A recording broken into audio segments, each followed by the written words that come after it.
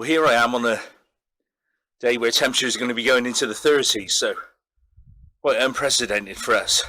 But lovely to be here at Alfred's Tower. And this tower itself, although it is built with 1.2 million bricks, no scaffolding used, built by Henry Hoare, designed by Henry Philcroft, who never saw it actually completed, it is a wonderful structure, as this was cutting edge material when this particular structure was built. It opens up the key to many historical things in the area, which we're going to go through, and they are amazing, incredible, and it is the real secrets of this tower.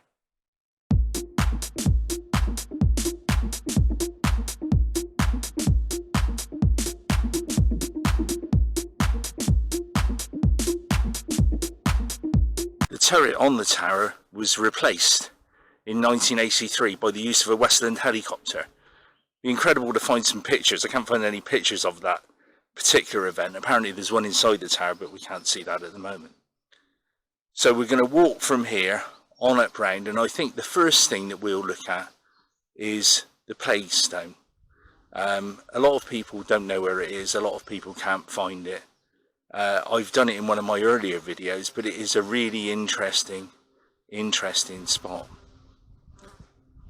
And the one thing is, a lot of people think that the tower was built to commemorate Alfred and the Danes in the Battle of Ettingene in 878, and on the site of where the beacon was. But in fact the beacon was on the other side of the road where the plague stone is too, so it wasn't in this particular area. And the reason for that is the ground would have been too unstable on the other side to build on, with the remnants of an area called Jack's Castle there, which we'll also have a look at too.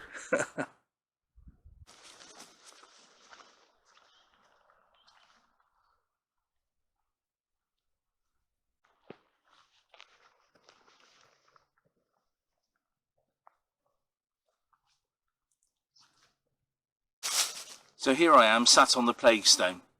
The plague stone initially would have been a Saxon base to a Saxon cross, and then it was recycled and used into this stone. So people would have been living in the woodland areas that were contaminated by the Black Death, and would have been placing money into vinegar contained within this bowl. Then the local people would leave food and everything here, another aircraft come in, food and everything here, and people would then take the money from the vinegar and leave the food, thinking it wasn't contaminated. You can see the stone's full of leaves at the moment. Would have had the vinegar in here and the coins, but it was initially the base to a Saxon cross and then recycled by the looks of it. And it's been split with age, because this dates back to 1348, 1350, around that period. But fantastic, just another part of the hidden secrets of the tower.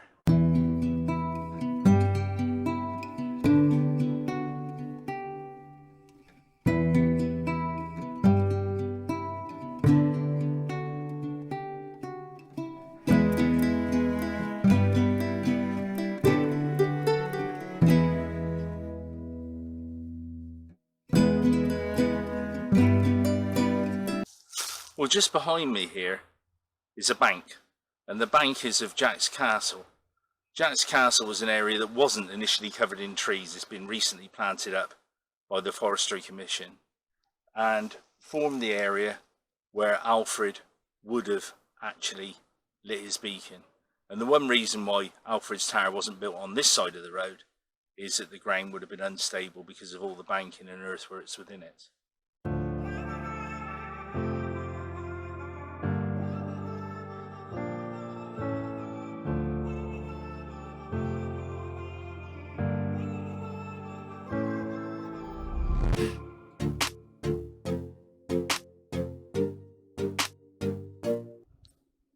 This is the reason why Alfred built his beacon in this area. You can actually see in the distance Glastonbury Tor from here. So it covers all of the Somerset levels, way on past Bruton, and right the way on towards Weston-super-Mare. I'll zoom in a minute, and we'll see how far we can go on the zoom. It's not excellent, but you can see the distance there is absolutely incredible.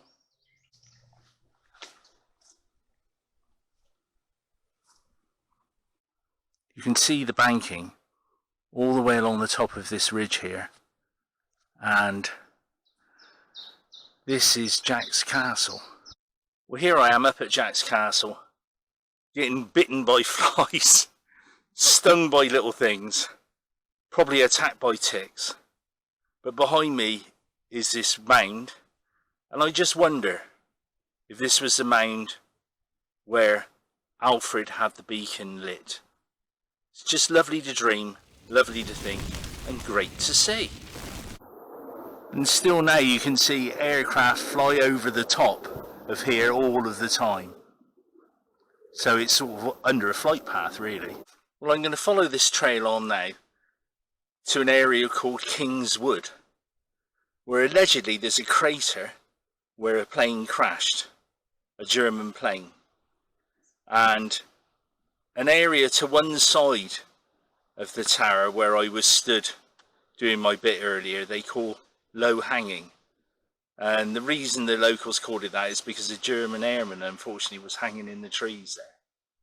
This is actually 260 metres above sea level, so really quite high up. So they weren't stupid when they were lighting their beacons, were they?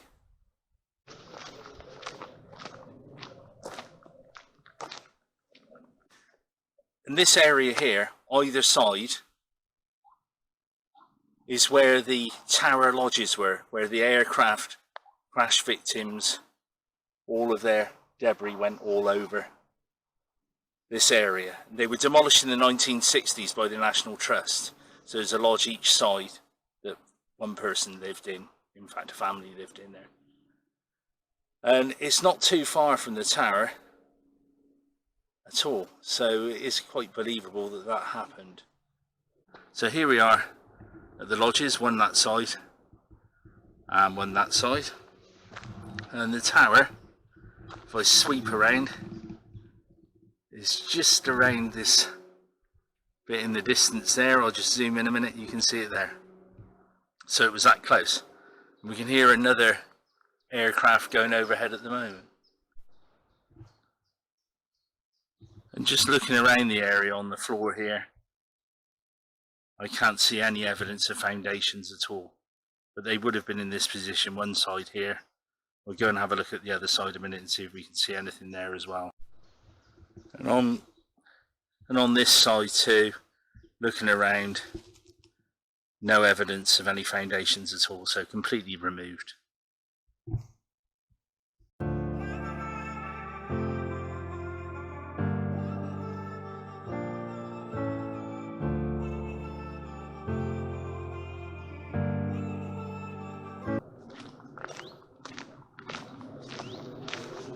Here I am at King's Wood, and there's craters and things all over the place, but I think I found one where it could possibly be where a plane went in. I think I'm going to have to come back in the winter and have a look to see if I can find any wreckage in it, but I think it'd be worthwhile. Well, more of an indentation in the ground than an absolute crater, but on the edge of the hill. And I'm sure this might be the area where a German fighter crashed. Well, looking around at the moment, can't find anything. That ridge there. So I think this is a possible spot where something came through. So I'll have to come back in the winter. Well, I'm going to be ending my search here. I hope you've enjoyed it and that you'll view one of my channels again, but it's great to come out to these places. It's great to search and hunt for things. I'm going to come back here in the winter, see if I can find any actual bits of aluminium or steel or anything else. But I'm sure this is probably the spot here, and I'll put a LiDAR map image on of the area too. I know you told your friend you're not okay, and tell me what's wrong and why you never said you felt that way. And guess you're trying to stay strong and fake a smile until I look away. But I've known you too long, it hurts to watch your blue eyes fade to grey as you fade away, as you fade away. Yeah, I'm about to fade away, cause every time I wake up I feel like it's Monday. Something's going wrong with all the chemicals up in my brain. All of a sudden I don't look at anything